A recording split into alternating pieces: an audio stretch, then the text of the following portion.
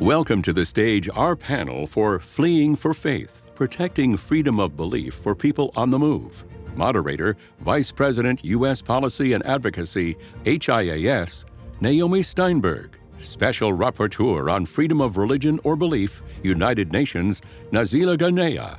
Investigative journalist, founder and president, A Demand for Action, Nuri Kino. Senior Fellow at the Berkeley Center, Georgetown University, Catherine Marshall.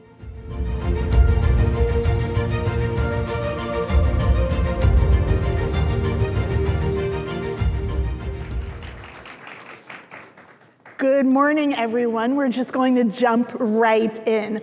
This first question is for Catherine. We know that the intersection between religious persecution and forced displacement is a foundational part of the International Refugee Protection Framework, with persecution or fear of persecution based on one's religion, one of the 5 categories that helps to determine if one qualifies for refugee status. While we don't know how many people are on the move exactly because of persecution based on religion, we know that it's happening all around the world, from China to Iran to Myanmar to Nigeria. So with that said, while the number of forcibly displaced people continues to be on the rise, the number of options for protection for them are shrinking. For example, there was an abrupt halt to the U.S. refugee resettlement program with no carve-out for religious minorities, and other countries around the world are also starting to turn their backs more and more on welcome. So with all of that said, can you talk to us a little bit about why it is imperative for people who are displaced because of religious persecution to be able to migrate, to be able to be welcomed through programs such as refugee resettlement? Why is that so important in 2026?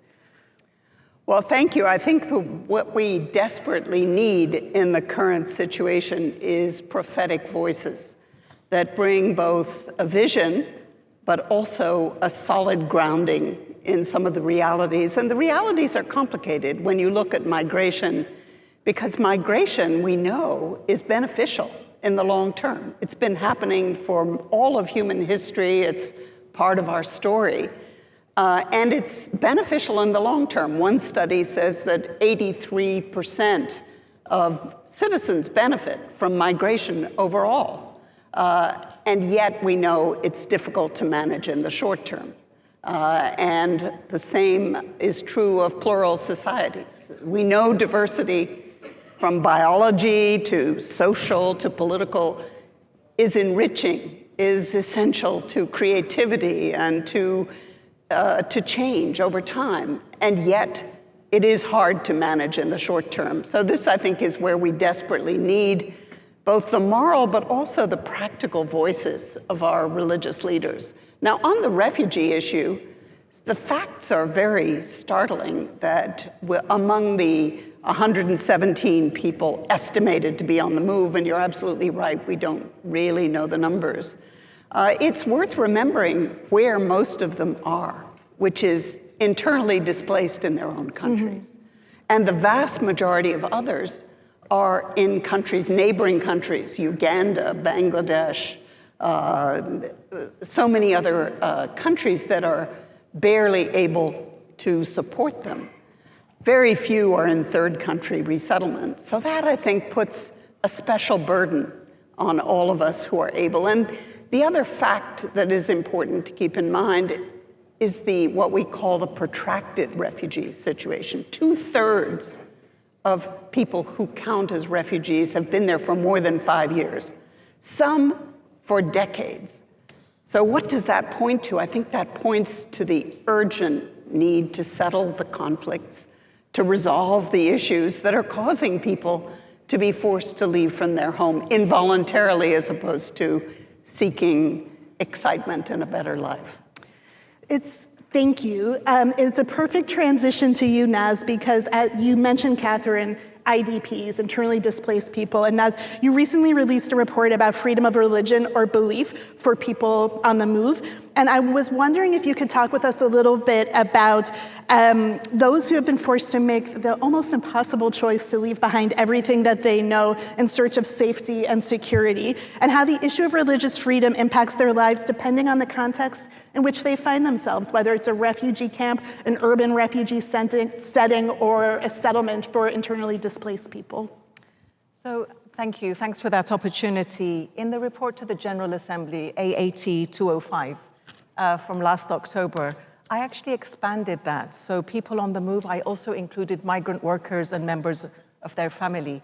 So clearly there's a difference between those that are forced to leave their countries or forced to leave their homes, perhaps as internally displaced, and then as asylum seekers and refugees. And there is a distinction with those that choose to, although socioeconomic realities might mean that they really are obliged to move as migrants to other countries. But the reason I brought them together under the label of people on the move is that in all of these circumstances, whether voluntary or involuntary or something in between, we neglect the importance of freedom of religion or belief to their lives, and we don't facilitate it. Even in contexts where we are in charge of the whole environment, so IDP camps and refugee camps. Yes, we prioritize shelter, food, education, health, and those are hugely important. But why do we devalue the importance of freedom of religion or belief to someone who has been removed from their context, from their network, from their community, from what has given them over time solace? They're in a whole new environment with the uncertainty of, on average, 10 years before people are resettled, and in some instances, decades. So, your child's whole education has been spent in limbo, either in the IDP camp or in the refugee camp, or waiting for resettlement. Why do we devalue it? Certainly, freedom of religion or belief, people might be in a context where they want to search more, they want to find meaning, they want to find calm and solace. They might want to explore other religions or beliefs. So it's really nonsensical that we haven't highlighted the importance of facilitating, providing, and positive obligations for provision of freedom of religion or belief in, and truly freedom, including change and exploration at this time of great tumult in their lives. I think you've raised some really important points, and I just want to also add that it's not just about freedom of religion for people who are on the move, it's about the role that religion plays in helping to support those who are on the move. So for example, HIAS, the International Jewish Humanitarian Refugee Organization, we serve refugees and those on the move all around the world from a faith-based perspective, regardless of the faith of the people with whom we're working. It is just a cornerstone to how people respond to forced migration around the world. The faith-based component is foundational. So Nuri, we're going to take this in a little bit of a different direction. You have your own story of being forced to flee, of seeking refuge, as well as years and years of experience being on the ground with communities that have been forced to flee. So that helps you, I think, be the perfect person to really personalize what we're talking about. We've been speaking at a pretty high level, and I'm wondering if you could tell us a couple of stories about your interactions with people who have been forced to flee because of their faith. I was abducted when I was 3. My parents then made a courageous decision to flee the country. When I was 5, my sister and I arrived in Germany. And for the first couple of months, we lived in a car garage. My life has been full of trauma, but also fighting spirit and love. Love for our fellow human beings. When I was 8, in Sweden, my mother taught my sister and me to work as professional cleaners. We helped her clean nightclubs and restaurants at night and delivered newspapers early in the morning. We needed every penny to send money back home and help family members and relatives escape persecution, and also to start a new life in our new home country. This is far from a unique or particularly harsh refugee story. Today, I wear black for all the children who at this very moment are forced to flee to survive. I also wear it for my fellow Assyrian, Chaldean, Syriac people who are scattered around the world, for Armenians, for those in Iran, those in Ukraine, for minorities and indigenous peoples in Syria, for Christians in Nigeria, and for all other persecuted children, no matter their ethnicity or religion. I have carefully considered which of hundreds, if not thousands, of refugee children I should mention today. These are children I have met across several continents and countries, children exploited by pedophile networks, children who drowned while fleeing, children left physically and psychologically scarred by war and persecution. They are all worthy of being remembered. I carry faces, names, and tragic destinies with me. I was going to tell you the story of the boy I met in Beirut who fled Nineveh in Iraq. He had burn scars all over his face and his arms. He had tried to stop his mother from being burned alive after terrorists set her on fire. He could not. She died. But then I realized that happened more than 10 years ago. Instead, today, I have chosen a recent case, one that broke my heart. It is a case my organization, A Demand for Action, ADFA, is fighting for right now in Sweden. On December 14, 2025, a church leader called me from a small city. She was devastated. A 19-year-old Iraqi Christian boy had been detained by the Swedish police at his high school and was about to be forcibly deported to Iraq. Matthias was 9 years old when his father climbed to the roof of their home in Nineveh in Iraq, where families often sleep during the summer, and told them it was time to flee. ISIS was about to take over their city. The escape was, of course, obviously very dramatic. 2 years later, they arrived in Sweden and began building a new life. This year marks 10 years since they came. Matthias is now one of the top students in his high school, aiming to become a doctor, loved and respected by his teachers and classmates. And yet, today, he still sits in a detention center in my country. Christians in Iraq are considered second-class citizens. Despite having survived crimes against humanity and war crimes, they do not have equal rights under the Constitution. Last week, new guidance was issued by the European Union Agency for Asylum. According to these guidelines, asylum seekers with links to ISIS may be granted protection in the absence of individual evidence of war crimes. Okay, fine. At the same time, Christian asylum seekers from Iraq and Syria are being deported based on claims that persecution no longer exists in the same guidelines. Just two more seconds. Asylum systems should be thoroughly reviewed. Independent audits are needed to assess the role of subjective judgment and lack of knowledge in asylum decisions. Given the limited time, I urge you to read my op-ed in Newsweek from yesterday. My suggestion is that we implement a new system based on AI-supported fact-finding tools under strict human oversight, where everyone has the same opportunity to be granted asylum. Thank you. Thank you.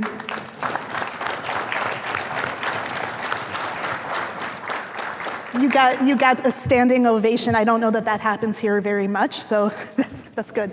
You know, the last question I want us all to weigh in on is, what we do now. This is a really heavy topic, and we're talking about millions of people around the world. Again, from China to Afghanistan to Iran to Vietnam to Nigeria. Really, there's no corner of the world that is left untouched from people who have to flee because of their faiths, because of who they are. But even in these darkest times, when solutions are becoming harder and harder to find, there are points of light. And so I want us to talk a little bit about what we in this room and those who are watching can do, what the next steps could look like. And I will take moderator's privilege to say, for example, it would be my recommendation that every single person in this room who has access to Congress this week talks about restarting the Lautenberg program, for example, a program that brings religious minorities, including Jews and Baha'is and Mandaeans, to the United States. But it's been put on pause because of the refugee ban to this country.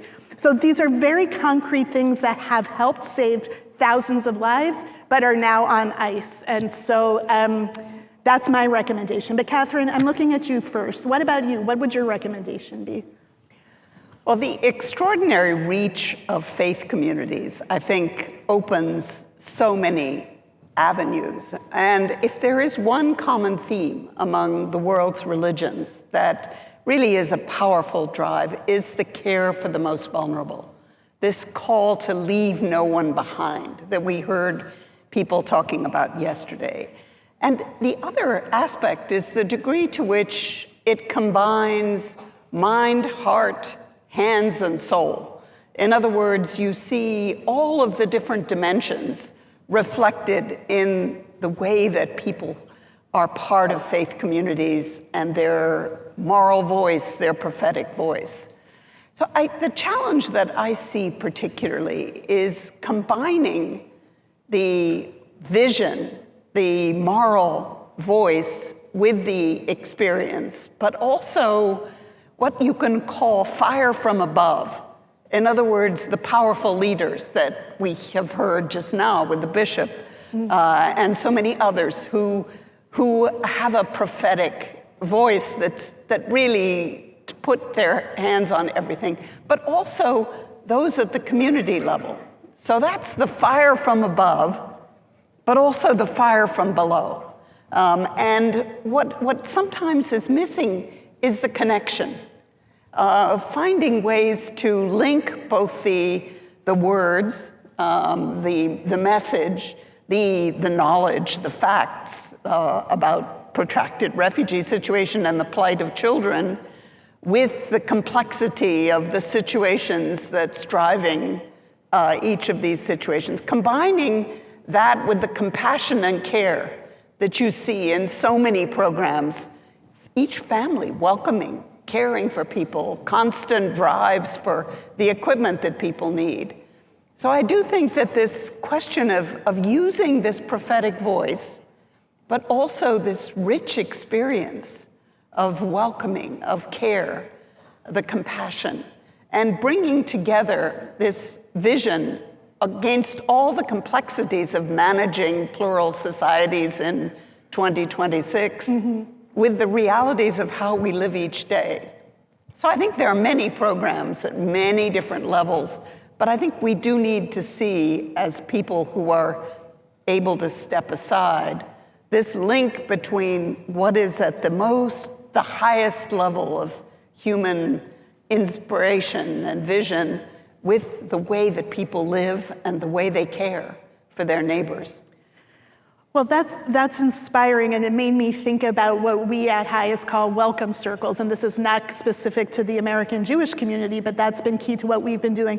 But synagogues, mosques, churches around the country who have been helping to welcome refugees since the beginning of the program, and even more intensely in the last several years. And so really taking what you're talking about on high to practical implementation. Naz, what about you? What would your recommendation be for what we should be doing? Faith-based actors, religion or belief communities, and champions around the world have been critical in provision of essential services, IDP camps, refugee camps, or those we know in our neighborhood who are displaced and their rights are being violated because of that. I want you to put up your hand if you know of any religion or belief whose founder was born and died in the same town or city, or who didn't ask for the good news to be spread by crossing boundaries and movement? Do we know of any religions who haven't benefited from freedom of movement? Is there anyone here who lives in the same town or city as they were born? So we need to connect with the challenge. All of us are beneficiaries of freedom of religion or belief on the move, and of being able to move, to have different experiences in the world, to have occupational experiences, and to have been able to escape discrimination or persecution on grounds of religion or belief. Yesterday, it was said by Pastor Paula McCain that we start with the norm of everyone should have freedom of thought, conscience, and religion. Why is it that we have bracketed out those who are on the move from everyone? How can we champion freedom of religion or belief and exclude it to IDPs, refugees, or devalue it or give it less worth if they are migrant workers or members of their family? Everyone is everyone. Why is it that we are conceding this right to political forces around the world? Why is it that we concede that? We allow our children to be infected by that prejudice that, yes, religious liberty, freedom of religion or belief, but everyone is not really everyone and is not on an equal basis. So we need to connect with it. We need to recognize that manifestation of religion or belief, often, as Catherine said, includes the norm of hospitality and welcome, and we should be able to practice that, and we should stand in solidarity with one another to enable it for everyone, everywhere.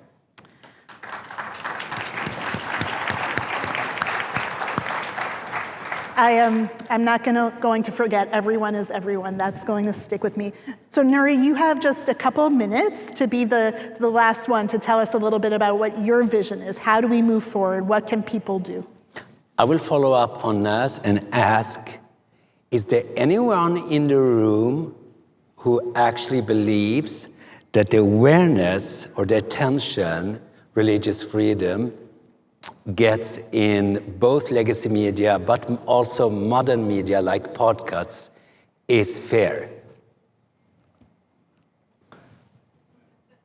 None, not one person. So then it's up to all of us to actually raise that awareness and do it in a new, modern way, where religious persecution, but also the situation for IDPs and refugees in camps all over the world gets the righteous attention. Thank you. Are there any things that we didn't touch on that you want to make sure that we mention? Anything that about your work right now?